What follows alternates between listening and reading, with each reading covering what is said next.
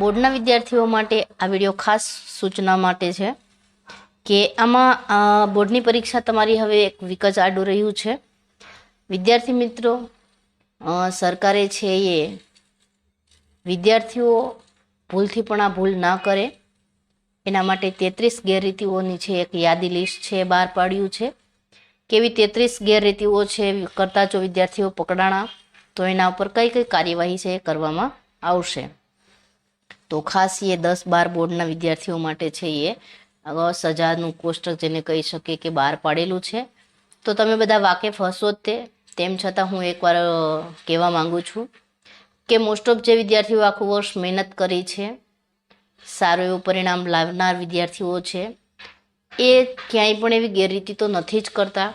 તેમ છતાં ભૂલે ચૂકે પણ તમે બેન્ચીસમાં પાટલી ઉપર તમારી જગ્યાએ બેસો છો વર્ગખંડમાં જઈને, ત્યારે ખાસ તમારે ચેક કરી લેવું. અને આ સજાઓ છે બધા માટે નથી. એવા વિદ્યાર્થીઓ છે કે જે ગેરરીતિ કરતા પકડાય તો કઈ કઈ બાબતો છે એનું કઈ કઈ બાબતોનું ખાસ તમારે ધ્યાન રાખવું એ આજે હું તમને થોડું જણાવીશ. વિદ્યાર્થી મિત્રો, પહેલી બાબત તો એ કે જે વિદ્યાર્થી છે એ વર્ગખંડની અંદર એની જે જવાબવાહી પેપર છે ખંડ નિરીક્ષકને દેતા ભૂલી જાય અથવા તો સોંપવામાં ન આવે, ન સોંપી શકે, એના માટે લાગુ પડે છે. અથવા તો જે વિદ્યાર્થી ડમી વિદ્યાર્થી બેસાડવામાં આવે છે, જે મેઇન વિદ્યાર્થી હોય નહીં અને એના બદલામાં બીજો વિદ્યાર્થી છે બેસાડવામાં આવે તો એના માટે લાગુ પડે છે.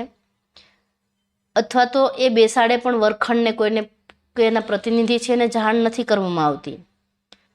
નેક્સ્ટના પછી તો કે જે વિદ્યાર્થી છે કેમેરાવાળી ઘડિયાળ, સ્માર્ટ ઘડિયાળ, કેમેરાવાળું કેલ્ક્યુલેટર, સાયન્ટિફિક કેલ્ક્યુલેટર વગેરે જેવું જ્યારે વર્ગખંડમાં લઈને જાય તો આ ભૂલ ના કરવી, લઈને ના જવું. તો એના માટે આ સજા છે કે ભૂલથી પણ આવી વસ્તુઓ છે આપણે જેની જરૂર નથી એ સાથે વર્ગખંડમાં પરીક્ષા ખંડમાં લઈ જવી નહીં. અને નેક્સ્ટ એવા વિદ્યાર્થીઓ કે જે પરીક્ષા ખંડમાં જાય છે, પેપર હાથમાં આવે છે અને પેપર તરત છે એ મોબાઈલ હારે લઈ ગયા હોય અને મોબાઈલથી તરત છે એ ફોટો પાડી અને વોટ્સએપ, ઈમેલ યા સોશિયલ મીડિયા મારફતે તરત છે એ વાયરલ કરે છે, અથવા તો સોશિયલ મીડિયા દ્વારા છે એ પ્રશ્નોના જવાબ મેળવે છે, અથવા તો એ મોકલે છે ક્વેશ્ચન પેપર. તો આવા વિદ્યાર્થીઓને છે એ પરીક્ષા ખંડની બહાર કાઢવામાં આવશે અને એમને સજા કરવામાં આવશે. એના ઉપર કાર્યવાહી થઈ શકે છે, પોલીસ ફરિયાદ પણ થઈ શકે છે. તો વિદ્યાર્થી મિત્રો, ભૂલથી પણ આવી ભૂલ કરવાની નથી. બસ પરીક્ષાનું ને એટલું નથી કે ચલો તમે એટલું કરી દીધું, તમને ત્યાં કોઈ અટકાવ્યા નહીં. એવી આકરામાં આકરી સજા છે કે એ વિદ્યાર્થીને પરીક્ષાનું એનું જે પરિણામ પત્રક છે એ પણ એ રદ કરવામાં આવશે, અટકાવવામાં આવશે અને કડકમાં કડક પગલાં છે એ લેવામાં આવશે. એના પર ફરિયાદ પણ થઈ શકે છે, જે કંઈ પ્રોસેસ કાર્યવાહી છે એ પણ કરવામાં આવશે. તો વિદ્યાર્થી મિત્રો ખાસ ધ્યાન રાખવું, એવા કોઈ પણ છે સ્માર્ટ વોચ છે, મોબાઈલ છે કે ઇલેક્ટ્રોનિક વીજાણુઓ છે એ સાથે લઈ ન જવા. અને એનાથી મહત્ત્વની બાબત એ કે તમે જ્યારે પણ પરીક્ષા ખંડની અંદર જાઓ છો ત્યારે તમારી બેન્ચીસમાં જ્યાં નંબર ઉપર તમે બેસો છો ત્યાં તમારી આજુબાજુ નજર કરી લેવી કે કોઈ એવી કાપલી નથી પડી. તો એટલા જ નહીં, એવી 33 બાબતોમાં એનો પણ સમાવેશ થાય છે કે તમારી આજુબાજુમાં કોઈ એવી ચોરીની કાપલી કરતા પકડાઈ ગયા હોય અને ઈશારો કર્યો હોય તો પણ તમે એમાં આવી શકો છો વાંકમાં.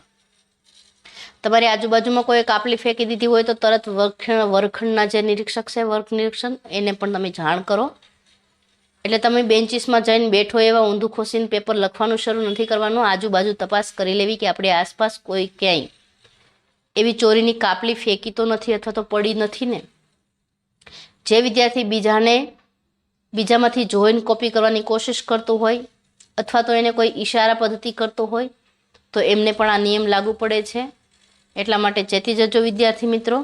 આખું વર્ષ તમે જે મહેનત કરી છે અને મહેનતનું પરિણામ છે એ તમારે કઈ રીતે લાવવું, એના માટે કઈ કઈ બાબતને ધ્યાનમાં રાખવી, તો એ તમારે ખાસ છે ધ્યાનમાં રાખવું. અને સેજ પણ નાસીપાસ થયા વગર, સેજ પણ ચિંતા કર્યા વગર બિંદાસથી પેપર છે લખવું. અને હા, એવા વિદ્યાર્થીઓ માટે જ આ સજાઓ બધી લાગુ પડે છે, તમામ માટે નથી. કે જે ગેરરીતિઓ કરતા પકડાય છે, જે કોઈ મારામારીનો પ્રશ્ન બને છે, કે જે કોઈ પણ એવી આવી સૂચનાઓ તમારા શિક્ષકોએ પણ આપી હશે. તમે જ્યારે રસીદ લેવા જશો રિસિપ્ટ ત્યારે પણ તમને કીધું જ હશે. તેમ છતાં બધું વારંવાર કહેવા છતાં પણ એવા વિદ્યાર્થીઓ છે કે જે ગેરરીતિ નોતરે છે, ગેરરીતિને આમંત્રણ આપે છે, તો એના માટે લાગુ પડે છે. પણ એવા પણ નિર્દોષ વિદ્યાર્થીઓ પણ હોય છે કે ગેરરીતિ કરે કોઈ અને ફેંકી દે બીજા ઉપર, તો એ જેના ઉપર પડે છે એ એનો ભોગ બની જાય છે. તો એટલા માટે દરેક વિદ્યાર્થીઓને મારી નમ્ર વિનંતી છે કે ચેતતા રહેજો. પરીક્ષા ખંડમાં તમે પરીક્ષા દેવા માટે જાઓ છો, કોઈ જંગના મેદાનમાં નહીં, ડર્યા વગર આસપાસના વાતાવરણને ચેક કરી અને તમારી જગ્યા પર બેસો અને બિંદાસથી પેપર લખજો. જય હિન્દ. બધાને